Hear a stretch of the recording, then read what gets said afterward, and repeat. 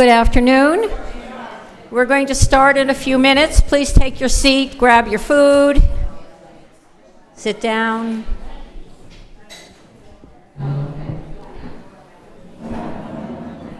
Okay, great.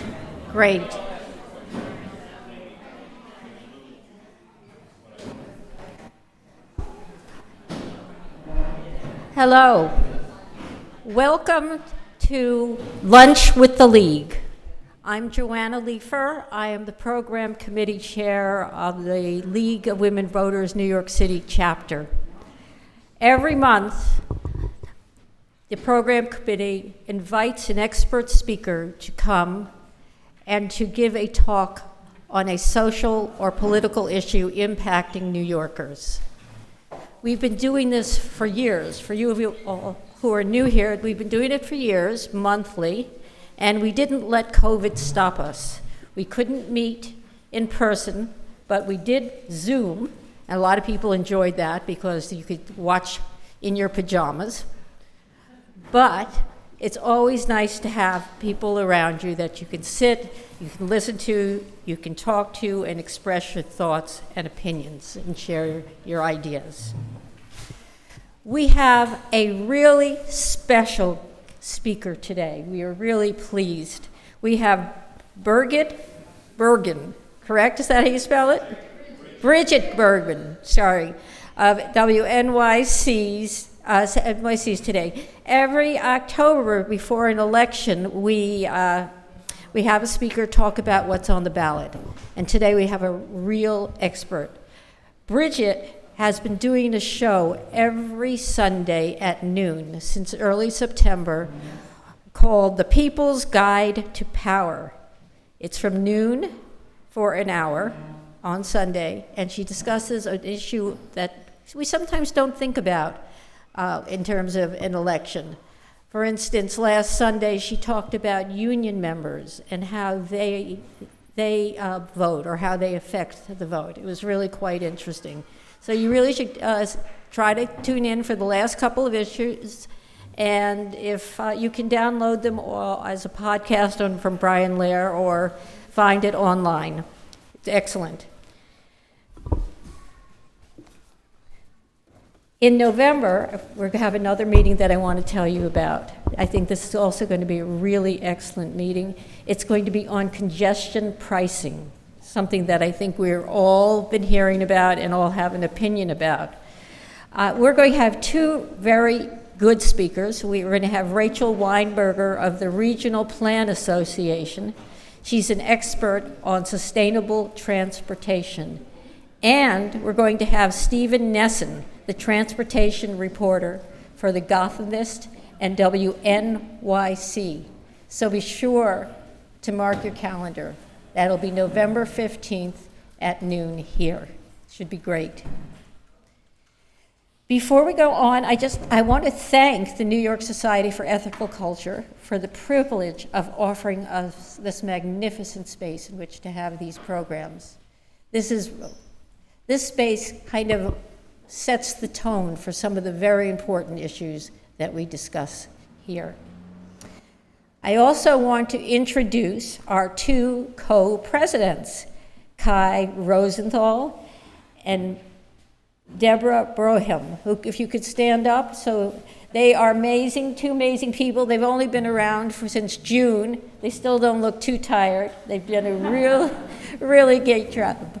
And Deborah is going to say a few words about the League. Sure. But first, you have to, yes.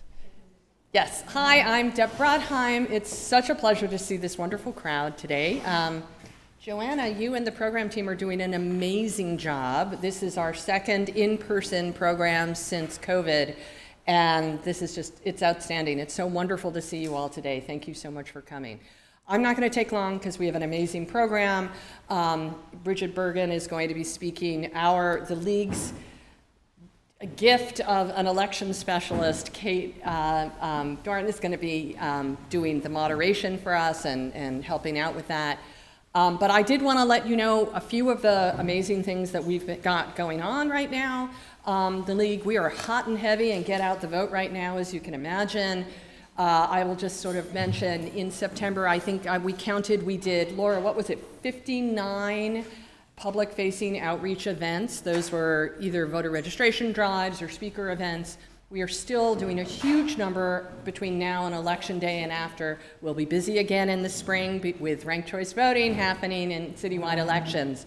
Right now, I wanted to highlight one event that I put a flyer on each of the tables for, which is the League has been tapped by the city's Civic Engagement Commission to be the borough partner, the Manhattan Borough partner for citywide participatory budgeting. So that's participatory budgeting that's happening. We'll be voting in the spring. It's not the stuff that happens with local council members. This is across the borough, across the city. And the first phase of it, which we're active in right now, is gathering ideas that will then be voted on. So we are going to, together with the CEC, we're doing a big event that they're helping co-host at Lincoln Center, at the Library for the Performing Arts at Lincoln Center this coming Friday. It's from 3 until 6. It's a workshop, so we'll do some fun icebreakers like the trivia cards I left on a few of the tables. And then we're going to collect ideas from fellow New Yorkers about how $5 million that Mayor Adams put in the budget for next year, how that's going to get spent, and that we can vote on next year. So please take a look at the flyer, sign up. We'd love to see you on Friday. It would be great fun. There will be some other workshops going on in the weeks following. Take a look at the League Digest when that comes out, the weekly digest, and you'll get that. With that, thank you, Joanne, and thank you all for coming. Great. A couple more items, just a small bit. First of all, I want to thank my committee. You have no idea how instrumental they are in helping put together this program. And that's Sheila Hosney, Adrian Kivelton, Gladys Krasner, Joanne, everybody okay? Joanne Pugh and Carol Van Duzen. Are you okay? Oh my.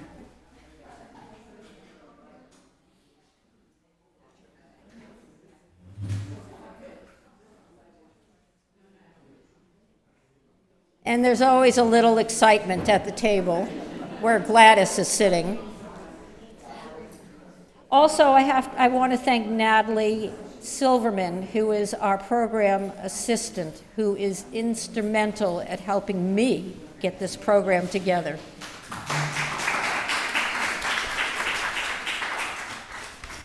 And now for a kind of a personal announcement. The program committee is looking for new members. We are looking for new ideas. We want people who can come up with ideas for our meetings. And you see, in order to do that, you have to be up on the news, which I assume most of you are, and come up with some ideas for us. In the past, if you remember, we have had Manhattan DA Alvin Bragg here. We've had Catherine Garcia, who is now the Director of State under Kathy Hochul, but at the time was Sanitation Director. We had somebody speak to us on I am missing my words now, so just say we have a few, critical race theory. That was really very interesting and very involved. We meet once or twice a week via Zoom, so you don't even have to leave your house. But we come up with ideas, we brainstorm speakers, we get those speakers, and then of course, like here, you have to make sure we have food, that we check in, and make sure everybody is comfortable.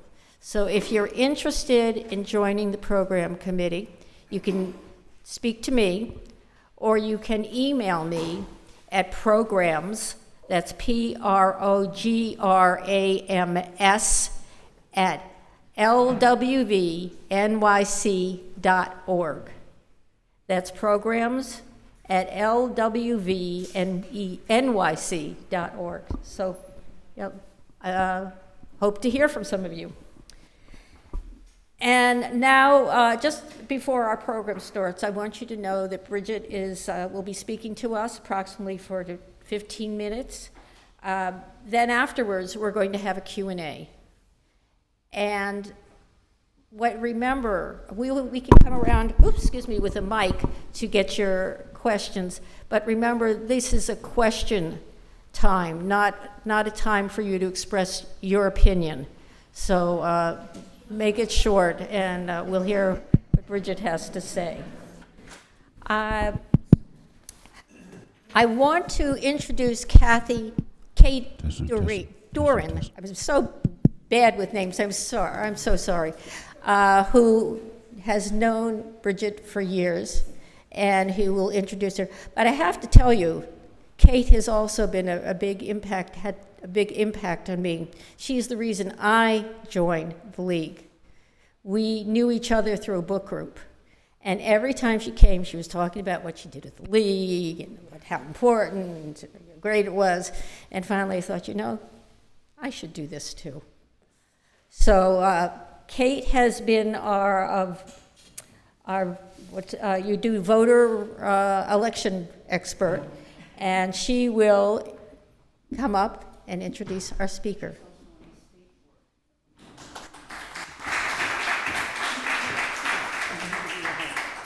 You're the sweetest. Thank you. Joanne is the sweetest. So, can you hear me? Oh, great. Okay, so my name is Kate Doran. I've been a League member since 1977. A long time, right. But not all that active until the kids were gone and out of the house. I served on this board at the New York City League, and I currently serve on your state board, where I am the election specialist, not an expert by any stretch, okay? It just means that I pay attention to these things and do my best. So thank you very much. Good afternoon.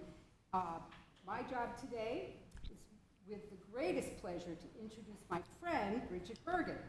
We met years ago while we were both monitoring the New York City Board of Elections Commissioners meetings. And I have to say that Marjorie Shea here did a fine job of that. She handed it off to me, and so we should all congratulate Marjorie. At the time that I met Brigid, she was the WNYC City Hall politics reporter. Now, she is the award-winning, forgive me, I printed this bigger, so I'm going to speak slowly. She's the award-winning senior reporter on the People and Power desk. She's fiercely committed to voter services and helping people engage and support democracy. You'll hear her often on the Brian Lair Show and The Takeaway. She graduated from the University of Albany and the CUNY Newmark School of Journalism. You can follow her on Twitter at Brigid Bergin. I think that's all, Brigid Bergin, just Brigid Bergin? Yeah. And Newmark is a name we know. We love Newmark, right? Don't they help us out here at the League? I think they do. Brigid admires the League of Women Voters. We know that because here she is today. In no way would we compromise Brigid's journalistic credibility. But Brigid, I have to say, I think I'm speaking for all of us, we'd love to have you as a member. So ladies and gentlemen, Brigid Bergin.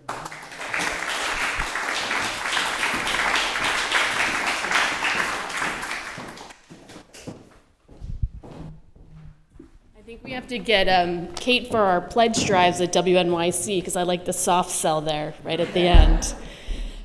It's so great to be here. I have met Kate, gosh, is it almost a decade ago at this point?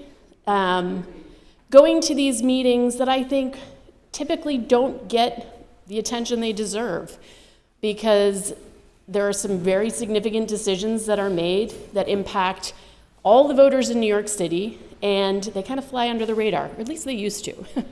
But we pay a lot of I pay a lot of attention to them, and I think there are some other reporters who do too. And I think that helps to hopefully hold their feet to the fire a little bit. So today we're going to talk about what's on your ballot in this election. Now, when Kate first asked me to come and speak to you and to tell you what's on the ballot, I kind of took the invitation extremely literally. And then as I was preparing, I thought, this is a room that probably knows what's on their ballot. So we'll talk through some of that, but then I want to talk to you a little bit more about what I think is at stake in this election and the way I cover it as a politics reporter here in the city. So we'll jump right in.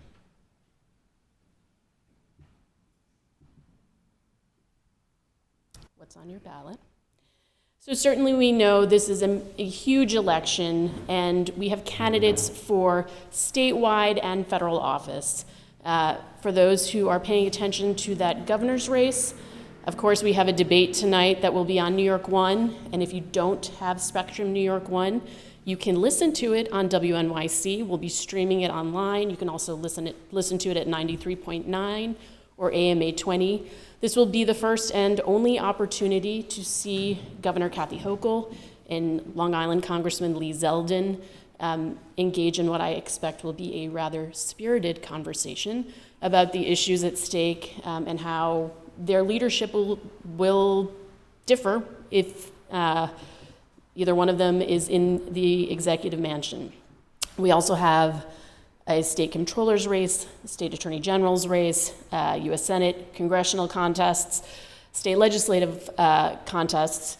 But I think one of the things that is so interesting about this election, since we are in the year of a redistricting cycle, it's really important for everyone to make sure they understand who is on their ballot, because your lines may have changed. You may have had a representative for decades, and you may be just on the other side of a line, so now suddenly you have to decide between new candidates.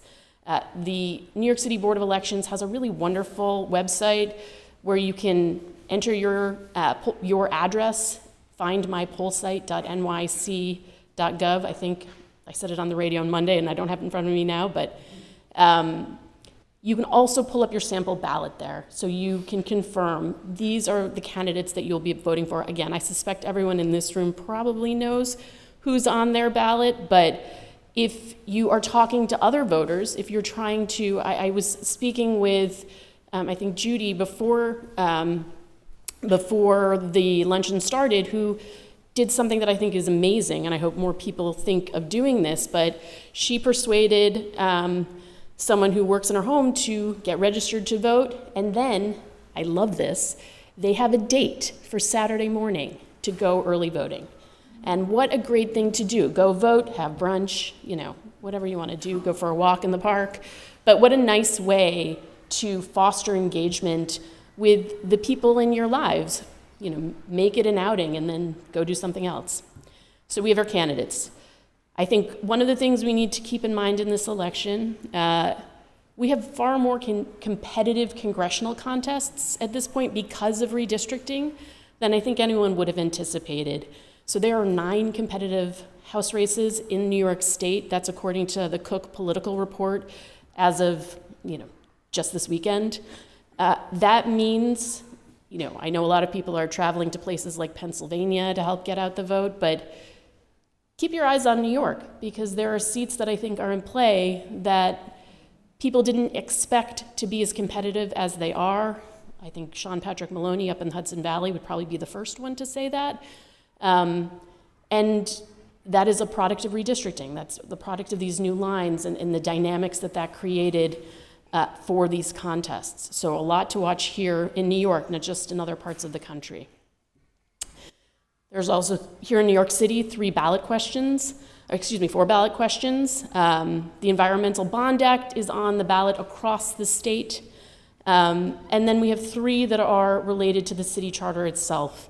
A decision about whether to add a statement of values, a question asking if we want to establish a racial equity office, plan, and commission, and a question about measuring the true cost of living. Now, before we get to the question portion of our event, I am going to tell you that I, as a reporter and as a voter, am still reading about these ballot initiatives, because I'll tell you some of the stuff that I've been reporting on. So if you have detailed questions about the ballot initiatives, I might not be able to answer them, but I can tell you where I'm going to find my information, so that might be one helpful thing. So then let's get at what's at stake here. I suspect many of you saw some of the results of a Siena New York Times poll that talked about the way voters are thinking about this midterm election. And as it relates to democracy, 71% of voters, Democrats and Republicans, say democracy is at risk. This is our first midterm election post-January 6th. I think it's a moment when people are feeling a lot of anxiety about will the system hold, and yet 7% say this is their top issue when they make their decision in this election. Now, again, I think that depends on who you're talking to, where you're talking to them, which voters you're speaking to. Certainly I know that voters who I've talked to or voters who have called into WNYC have talked about how democracy is such an important issue, but it's not everyone's most important issue. So if it is your important issue, all the more reason to stay engaged, to talk to your neighbors, to talk to your friends, to make sure people are getting ready to go out and vote. And then I think the other piece of this, and again, it's so much, I think, at the heart of what you do here at the League of Women Voters, is to remind people of the power that they have. Voting is obviously, it is the foundational act of democracy. It is a very powerful thing to do, to register, to vote, to persuade other people to go out and vote, but it's only one of the steps. And I think understanding power through a lot of different lenses is something that we decided was worth doing at WNYC. So it is at the heart of some of my own reporting, and it's the heart of the show that I'm doing on Sundays.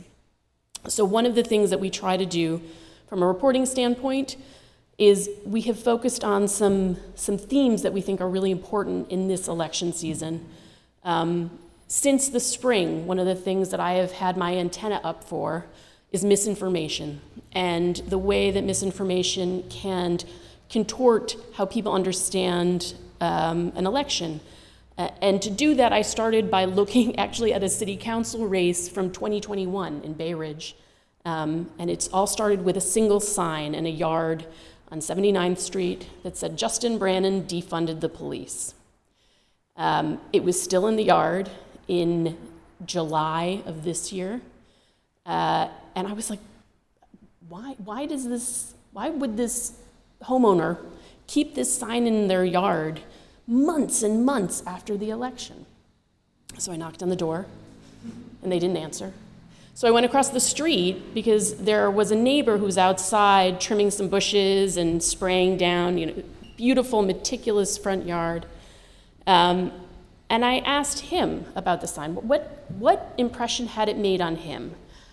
He was an older gentleman who was originally from Greece. He had his steps were painted in blue and white, so a nice little tribute to the Greek flag. And he said to me, "Oh, well, Justin Brannan, he defunded the police." I said, "Do you really believe that? Is that what you think?" And he said, "Well, crime's going up, and so that the goal of that sign had been achieved with this person. And honestly, he was a better person to speak to than the homeowner, because the homeowner, that's what the homeowner wanted, right? To tell the world that this is what they thought. But if you dig into that a little bit more, you find out it's a much more complicated story than that. That language has been used to perpetuate this idea all over a budget vote that's, you don't get to vote on a piece of the budget. You have to vote on the budget altogether. And then if you actually look at the budget for the NYPD, the money that was cut was actually restored. And then if you look at the precinct in this neighborhood, the funding had gone up, and they had 31 more police officers than they had at the time of when this claim had been made. So in reporting that story, I spoke with a professor of a historian of political rhetoric, a woman named Jennifer Murcia. She wrote a book called, I'm going to get the name of the title of the book wrong, Demagogue for President, The Rhetorical Genius of Donald Trump. And she described to me the specific propaganda technique that was being used in that sign. She called it paltering, which is there's a kernel of truth, but ultimately, it's devoid of the context because it's a lawn sign, right? It's not a conversation. And yet, while Justin Brannon is currently the city council member for that district, he won that election, that sign was not successful enough to make him lose, it is still an issue for him in that neighborhood. And it made an impression on his neighbors and on voters there that he still has to deal with to this day. And his response to me was, if I'm explaining, I'm losing. So one of the roles I think that we have an opportunity to play in the media is to try and identify instances when there are mistruths and not amplify them, but debunk them. So for example, in this gubernatorial race, one of the things that Congressman Lee Zeldin said when he won his primary and had said again several times afterwards was that he would fire DA Alvin Bragg on day one. It was one of his ways central to his commitment to addressing crime. And a claim like that to me makes me go, can he do that? No, he can't, of course. So, well, yes and no, right? It's more complicated than just a no. Like, there is a kernel of truth in there. There is some language in the Constitution that would say that he can initiate a process, but it's a process. And you can reduce it to saying, I'm going to do this on day one, and sound like you're taking a certain stand. But if you actually say, okay, well, let's take that claim and really dig into it, which is what I did, you find that it's not that easy. And I think that is a story that's worth reporting because it holds him accountable, and he said it a lot less after I reported that story. So misinformation, propaganda, that's one thing that we've been keeping eyes on. Absentee ballot rules is another thing that we're keeping eyes on, and that is because there was a lawsuit that was filed by the state Republican and state conservative parties, along with several other plaintiffs, to challenge the way our absentee ballots are counted or processed and counted, and also to challenge the temporary illness excuse that you can use when you're applying for your absentee ballot. It gets very in the weeds very fast. But I will tell you, ultimately, what we are telling our listeners and why we are staying on this story is that it is the type of story that could be very confusing to people and could potentially dissuade them from submitting that absentee ballot that they applied for, which is completely within their right, and make them concerned whether or not their vote will count. Well, so I'm here to tell you right now, nothing has changed. If you have an absentee ballot and you haven't submitted it yet, you can still put it in the mail, or you can put it in a drop box at an early voting site, any early voting site in the city, or you could drop it off at your local Board of Elections office. And this case is still kind of winding its way through the court system, but nothing has changed yet. And I think it's really important for people not to be concerned, because I think part of the goal of the lawsuit was to create anxiety among voters so that they wouldn't use this completely valid method for casting their vote. And the other thing that I spend a lot of time paying attention to is just what I call the administration of democracy. That's a fancy way of saying how we run our elections and the people who run them. And so I did a story recently about how our Manhattan GOP commissioner said at a meeting Kate might have been at, he raised some concerns about a mailer that was sent out to all voters letting them know when and where to vote. That's all. Nothing particularly controversial, except to him, because the registration disparity in New York favors Democrats. That could serve as a get-out-the-vote mechanism here in the city, which would be bad for his party's candidates, and therefore maybe not something that they should be doing. And I found that stunning, because you would think, even though we know that our New York City Board of Elections and our system to run elections in New York is a bipartisan system. There's a Democrat and Republican doing every task. They do them together.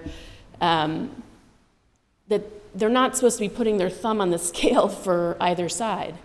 And in addition to raising this concern about the mailer, the same commissioner had also done a webinar teaching voters about how to be a poll worker and a poll watcher for a group that has ties to the Mercer family. And it was a pretty, again, a pretty shocking conversation to listen to. And in the context of that conversation, he did something that the people who are involved in the absentee ballot lawsuit have done many, many times, which is they like to talk about, so many times that the New York Post printed it. It was in the Republican Party's press release that this was all about pre-filled absentee ballots being sent out to voters, when in fact what they're talking about are pre-filled absentee ballot applications that a voter would still need to sign and mail back before they ever got a ballot. And it's a really dangerous difference. It's not simply a distinction. I mean, we're talking about two totally different things: mailing ballots versus mailing ballot applications. So those are some of the things that we're reporting on at WNYC, that I'm reporting on, along with my colleague John Campbell. And that's in addition to covering the races themselves. And then on top of that, I'm hosting a show on Sundays called The People's Guide to Power, because again, one of the things we want to remind voters of and listeners of is that they actually have a stake in all of this, that there's ways to engage and participate, and to make sure that people understand that, these concerns over democracy are totally valid, but you don't need to sit on the sidelines feeling anxious. There are ways that you can do things. So we talked about redistricting with Dennis Walcott. In that case, it was specific to the city's redistricting process, and that is an ongoing process.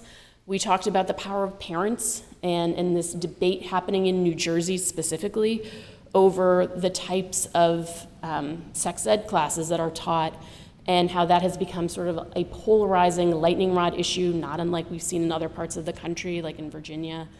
In the 7th Congressional District, we spoke with Congressman Tom Malinowski. We invited Tom Kean Jr., the Republican candidate, and he declined our invitation.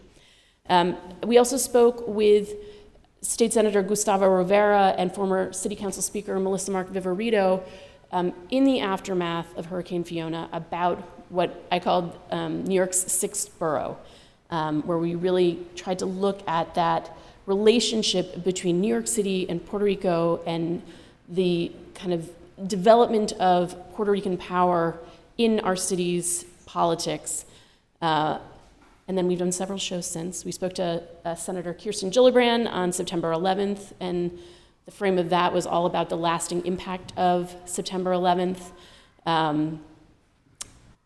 Money in politics, we talked to City Council member Tiffany Caban, who ran for both, as you might remember, Queens District Attorney in that primary against Melinda Katz, came down to 60 some odd votes, but then also ran for City Council, so she could speak to what it was like to run for office with public financing and without it, and the difference that makes. And then we spoke with Chi-Sun Lee from the Brennan Center for Justice, because the state is about to start its own public financing program. We spoke with Majority Leader Andrea Stewart-Cousins about the impact of the Dobbs decision. That to me was very personal. I happened to be filling in for Brian Lair the day the Dobbs decision came down, and Majority Leader was my guest. We had started that conversation talking about the gun ruling, the Bruin ruling, and we knew that this might happen, but it was a Friday. They weren't going to do it on a Friday. No one had to worry that Brian was off. No big deal. And then it happened, and we just shifted gears and had a really interesting conversation that morning, and we revisited some of that and how that has evolved since. And then last week we were talking about the power of unions and organizing, and We have callers during the show. It's an hour. It's live. We love to hear from listeners. We had a listener call in from, we ask specifically for people who are in unions to call in. So we had a listener on Sunday call in. He is in the Hotel Trades Council. It's Hotel Trades and Gaming Council, because now that casinos are here in New York, their name has changed, or coming to New York. And he was on the ground in Philadelphia, going door to door for John Fetterman, and listening to us while he did it, which we thought was pretty cool. And we felt like he was exactly the kind of person, he was acting out the thing that we are talking about, letting people know that they have a stake in all of this. So that's where we are. You can listen to the conversations. We have a few more coming up on noon, Sundays, 93.9 FM, AM 820, or WNYC.org, or you can call. And our upcoming show will be about the power of the law and how it serves as essentially a guardrail to democracy and elections.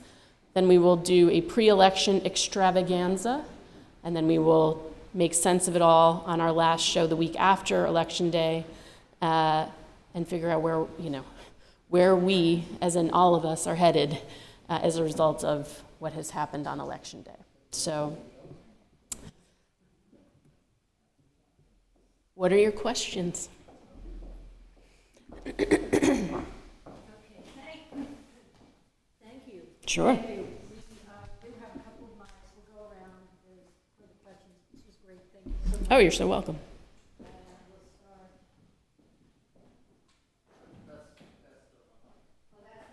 Okay. Sorry. I would love an update on the Dobbs decision and where the lawsuits stand and what the state, I've totally lost track of that because everybody's been involved with the abortion thing. So Right. could you give us a kind of quick rundown on the gun situation? The Dobbs situation? So, I mean, I think the way I would think about it is here in New York, we have, there is no federal abortion ban. There is talk of a federal abortion ban. Another reason to be paying a lot of attention to the results of this upcoming midterm. In New York, because there's nothing that says federally that, there's, banning abortion, we have several laws that protect women's rights, and protect people who are coming from out of state who seek abortions, that protect providers. There was 6 bills that Governor Hochul signed over the summer ahead of the Dobbs decision to codify Roe v. Wade, to ensure that providers were protected, that things that we see happening in places like Texas where you can turn in your neighbor or turn in a doctor, that those things cannot happen under law here in New York.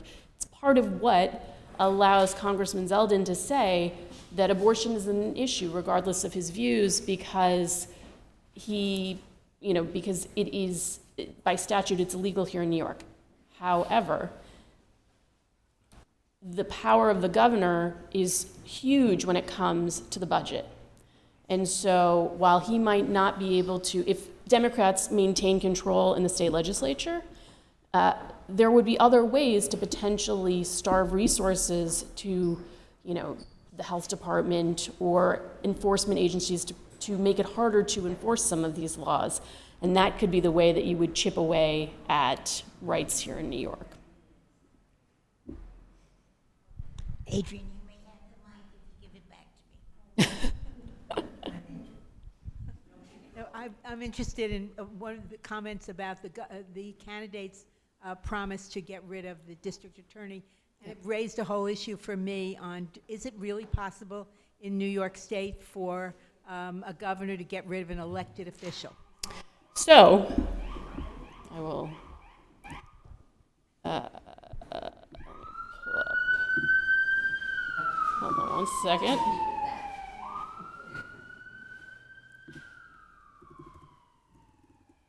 The answer is sort of. Where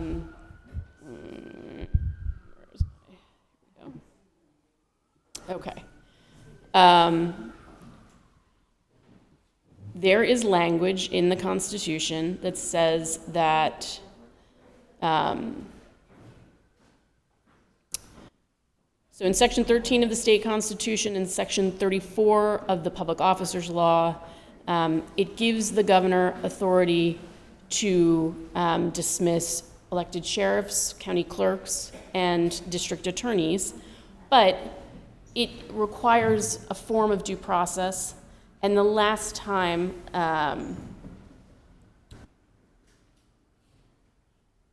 we've seen things more recently where the governor has attempted, has removed a category of cases from a district attorney. So there was an example in when Governor Pataki removed some cases, and this all still went through court.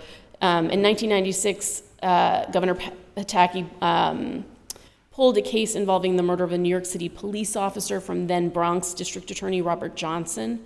So he didn't remove Johnson from office, obviously, but he pulled that case. But even that went through a series, it had to go through, I think it went to the state's highest court to grant him that authority. So this notion that he could just walk through the door and hand Bragg a pink slip, I mean, part of what bothered me about that claim was you think to yourself, well, wouldn't that have happened a lot if you could do that? And obviously there is this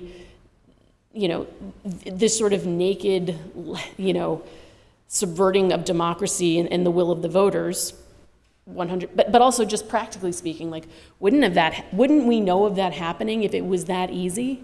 And that's because it's not that easy.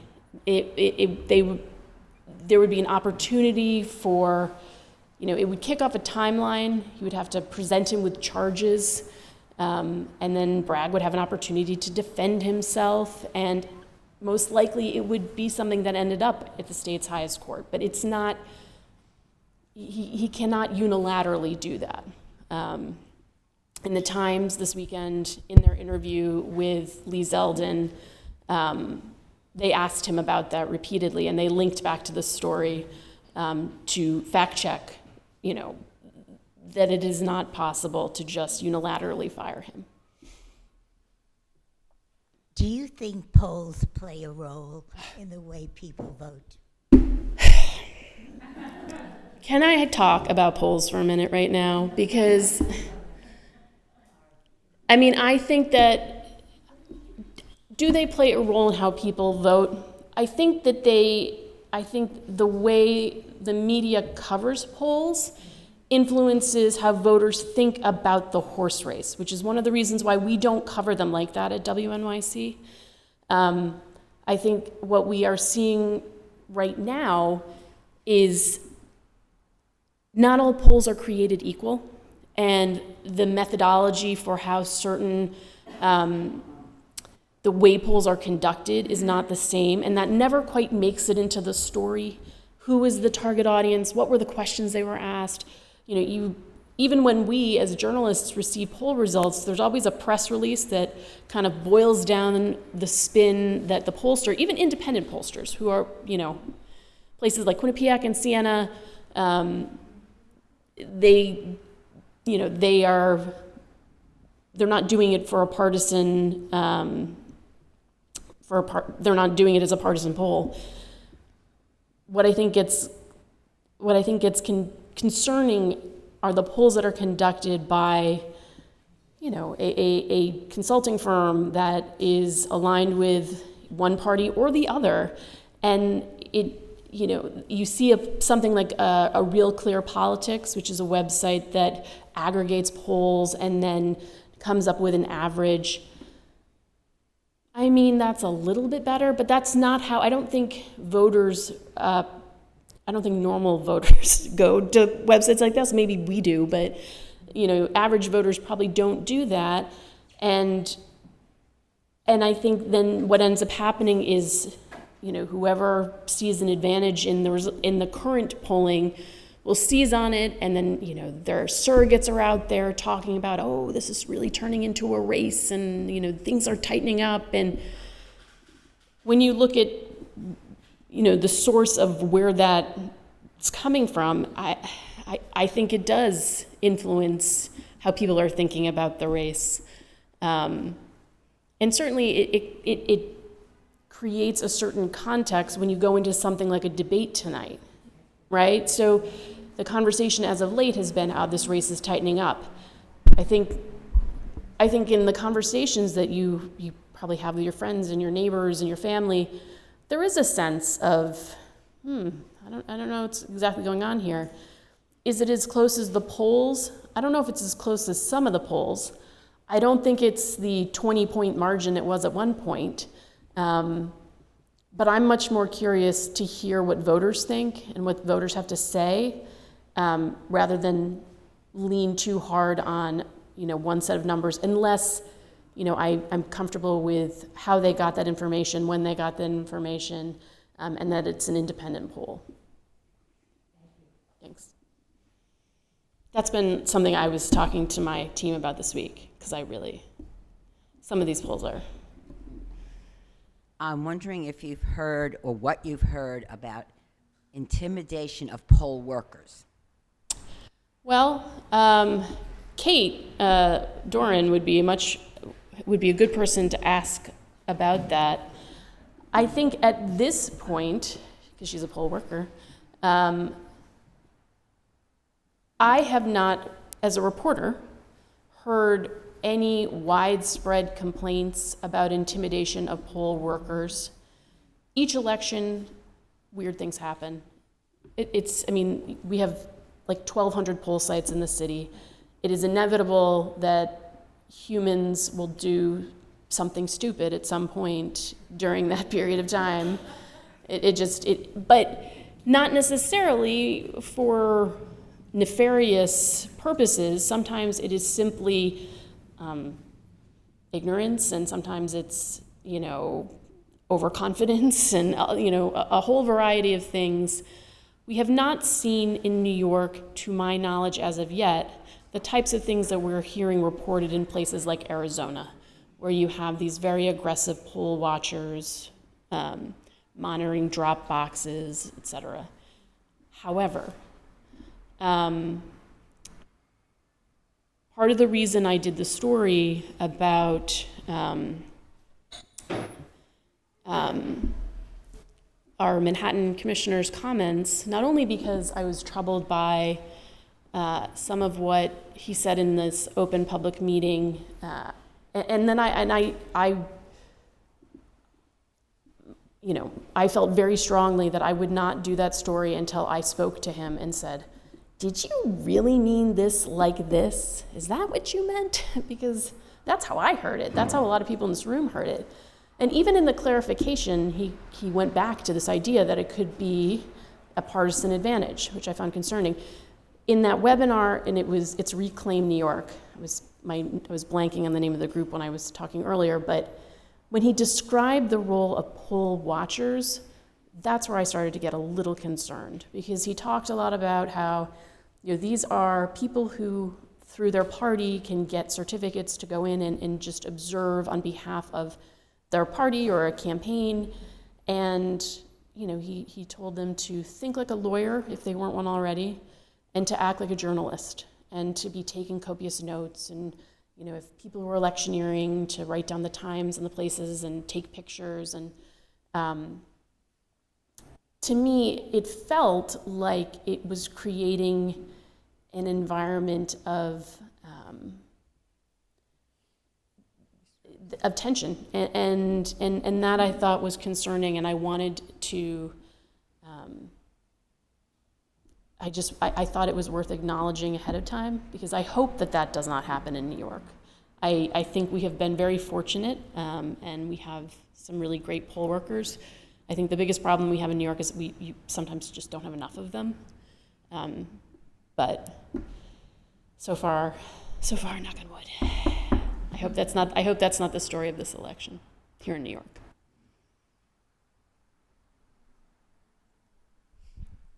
Brigid, thank you so much for your reporting, which is just wonderful. A question: in the process of your reporting, when you come across someone who is operating on not good facts. How do you manage to resist correcting them, or how, I mean, the reporting itself and what goes on air is impeccable and careful, but how is it when you're in your one-on-one, do you feel that you want to afterwards make sure they know what you were told is not correct, or that isn't true? How do you manage that tension? I mean, I think it's important to have that dialogue with the person.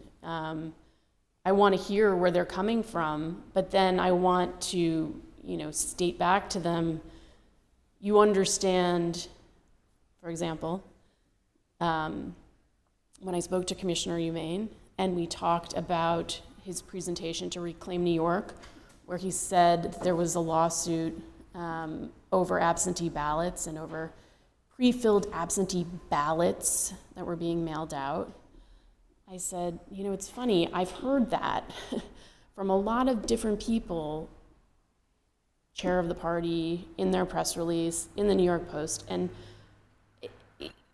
we're talking absentee ballot applications. Like, that's a really different thing. Oh yes, absentee ballot applications. I said, okay, well, that word seems to just keep getting dropped as people talk about this lawsuit. And he said, oh, well, it was an error of omission, not an error of commission. And I said, okay, well, I'm going to, I knew I wanted to include that in the story, that he had said it, had left the word out. So I also, was going to include his explanation. And I think he's entitled to his explanation. Maybe it was an error of omission. And it's not up for me to necessarily decide that, but I can lay out what has happened.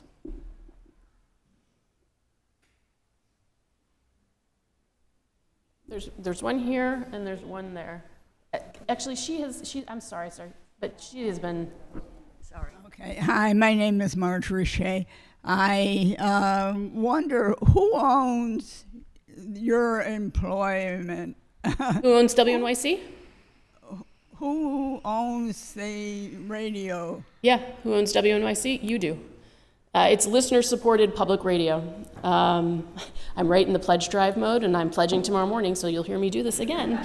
Listener support makes up the largest share of WNYC's support, and so that's how we are supported. We used to be owned by the city of New York, but I think, yeah, well, yeah, Mayor Giuliani decided to dispense with us. Our president at the time, Laura Walker, ran a campaign for the listeners to buy back the station, which they did. And it has been a fully independent, listener-owned and operated station. We get support. We get a very small support from the Corporation of Public Broadcasting. We get support from, some foundations, but it is listeners make up the largest share of our revenue. And we're in the middle of a fund drive. And it ends on Thursday. So if you've been listening, Thursday's the last day, but we've got 2 more days left. Hi. Hi. Can you tell me how exactly do proposals get on the ballot? I'd like to know a little more of the detail about, is it just lobbying and then the city, and then the legislature approves of these? That's a great question. I know, and that's a great question, which I can sort of answer, but I feel like I'm going to answer slightly imprecisely because that's the type of thing that I would ask and then write down the story. Pardon? Would you like to answer that question? Can we hand this woman a microphone? Oh, I used to have that. Mm-hmm. In New York State, they can only go on the ballots through the legislature passing constitutional amendments. It has to be 2 separately elected legislatures. Yeah. Right. Anything that amends the state constitution, we don't have initiative and referendum in New York State. it has to be initiated in the legislature. It has to be passed by 2 legislatures, separately elected legislatures. So the bond issues can go on the ballot. That's passed. Referendum in the city, and I am curious about the ones that we have now. In the city, they can be passed by the city council. Right. Under certain circumstances, they have to be voted on by the public. And the public can initiate measures on the ballot. 50,000, I believe it's 50,000 signatures collected, and citizens, we have initiative and referendum. The ones that we have here, I think, had to come through the city council. I think they actually came through a charter revision commission that was initiated under Mayor de Blasio. I think this was like I think the first, I'm not sure, I was curious about it myself, but you can get proposals on the ballot in New York State that are initiated by the public. The only time, through the charter, the only time that can be stopped is if the mayor initiates a charter revision commission, and that replaces any public initiative. So there were things on when we had 2-year limits on term limits, 2-term limits, that was citizen initiated. When they tried to put on a ballot on one of the baseball, building a baseball stadium, that came from the city, but it didn't go through, from the mayor, it didn't go through a charter revision commission. So the mayor can set up a charter revision commission, and they can put things on the ballot. You're shaking your head. What? So the city charter is sort of the city's constitution, so it's right. And so anything changes to the city charter can be made either through the council or through a ballot initiative. And I believe that the 2 that are, or the 3 that are on the ballot now came out of a commission that Mayor de Blasio initiated in the aftermath of the George Floyd protests in 2020, and there was an initial racial justice commission, and so I believe that these proposals emerged from that. As I said, I'm researching my proposals before I vote on Tuesday, and I haven't done, but I have colleagues who are covering right now, and so that, I believe, is the background for these initiatives. But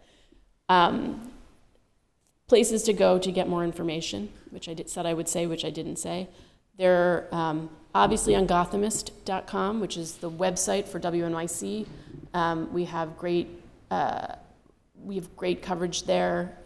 There will be an explainer on the Environmental Bond Act ballot initiative from my colleague John Campbell this week.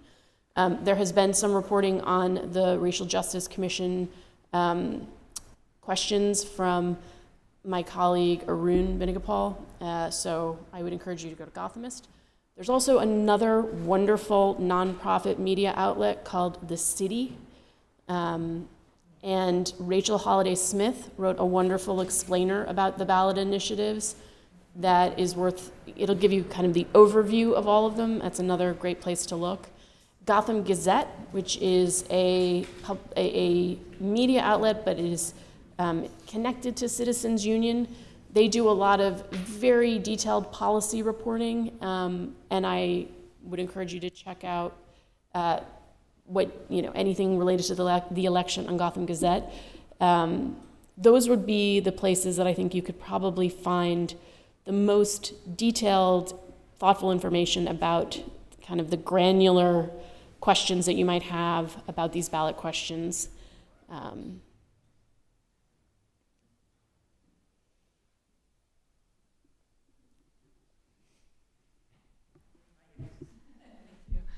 Hi, two questions. Is your radio show available on podcast form? Yes, it is. Thank you for asking. You can get it on the Brian Lehrer Show podcast feed. It posts on Sundays. So if you get the Brian Lehrer Show feed, you are already getting the People's Guide to Power. It is the Sunday episode. Thank you. Secondly, Can you comment on misinformation and voter turnout efforts relative throughout the city and the state? Like, we in the city, at least some of us, were sort of blindsided last election when there was a lot of upstate mobilization against voting reform efforts. So that's kind of the background for why I'm asking the question. Thank you for asking that question. So I did a lot of reporting on that story as well after the election. I think there were a few things going on, and for those of you who might not remember what she's talking about, in the election last year, there were statewide ballot initiatives that were bills that had passed the legislature in 2 sessions. There were 5 of them, but specifically, there was one that would allow for what we call no excuse absentee balloting, essentially creating mail voting in New York. Right now in New York, when you apply for an absentee ballot, you have to choose one of the excuses. Then there was also a same-day voter registration, which is, they have it in Connecticut, they have it in lots of parts of the country. It is not that wildly controversial. However, there was a pretty last-minute, very well-funded campaign called the Just Say No campaign that basically blanketed parts of upstate New York with lawn signs that said Just Say No. There were ads that were running on upstate television markets at a much higher rate than they were here in the city. It was a very strategic and effective way to kill these ballot initiatives by invoking, voter fraud and, again, unsubstantiated claims of voter fraud. The state Republican and conservative parties spent more than $2.3 million on just the media, just the commercials that were on television stations. That's not all the digital ads. Altogether, I think it ended up being about $4 million. Ron Lauder was one of the big supporters. And I think there were a few things going on in that election. There was that mayor's race up in Buffalo, where you had India Walton, who had won the Democratic primary and was, I think, seen as was the far more progressive candidate on the ballot. But then you had the incumbent, Byron Brown, running this very aggressive write-in campaign. And a lot of the energy that I think we might have seen in the city to potentially get out the vote for those ballot initiatives, if people in the city understood how at risk they were, was up in Buffalo, trying to get the vote out for Byron Brown or India Walton. There has been a lot of, I think there was some reckoning within the state Democratic Party that some blamed the state party chair, Jay Jacobs, for not investing more money, deploying more resources to get out the vote for those ballot initiatives. There was a lot of wringing of hands in the aftermath of that, not a ton of change. And I think we are seeing how the defeat of those ballot initiatives has been further weaponized to try to restrict voting rights more in New York. Mitch McConnell was on the floor of the Senate talking about the defeat of those ballot initiatives right after they happened. And then in this current absentee ballot lawsuit, the defeat of those ballot initiatives, voters' overwhelming rejection of mail voting, is cited in the suit, in their complaint. And, as we know, there was incredibly low voter turnout here in the city. I think people kind of saw the mayor's race as being already decided, and so the energy that we saw in June, we did not see in November. And while those initiatives all passed here in the city, the margin was too small to make up for the defeat upstate. And so I think that is that is the stuff that we need to be very alert to when we think about, how voting rights are in play, because it happened very quickly and effectively, and I think there's a good chance it could happen again. Thanks. Thank you And on so that note, much. Yes, go out right. and